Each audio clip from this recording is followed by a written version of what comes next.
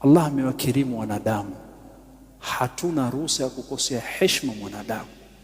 Na Rasul sallallahu alaihi wasallam, mkutano wake mkubwa aliokuwa nao na masahaba, akiwa katika hajjatul wida, akiwa katika Arafa, amesimama mbele ya waumini, akawazungumzisha, akawaambia vitu vitatu vya mtu usiguse mwanadamu wenu, vitu vitatu sikaribie: damuhu wa maluhu wa irdhuhu.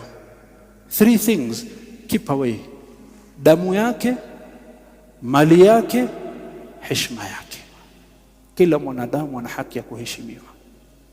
Usimharibie mtu jina lake ukamsingizia amenirape, amenibaka, amenidhulumu, ukampakizia maneno mabaya na majina mabaya, bali hauna ruhusa kumharibia mtu jina lake. Watukufu wa Islam, katika social media watu haribiana majina: fulani amenibia, fulani ni muongo, fulani ni kadha, bali imefika level fulani amenirape, na watu wanamka na kuwasha moto, na kila mmoja anamsupport, wengine kusupport msichana, wengine kusupport kijana. Na Allah ametupatia mwongozo katika Qur'ani, inapokuja habari za fitna, Allah semaje? Ya ayyuhalladhina amanu, ikiwa wewe ni mu'min, sikiza mwongozo kutoka Allah. Kama wewe si mu'min, mwongozo huu haikufai.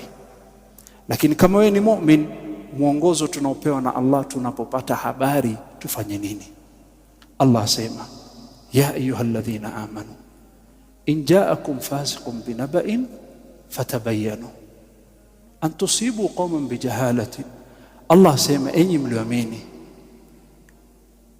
mukiletewa habari yoyote, fatabayyanu, bainisheni hii ni kweli ni uongo. Don't start taking sides. Hauna information,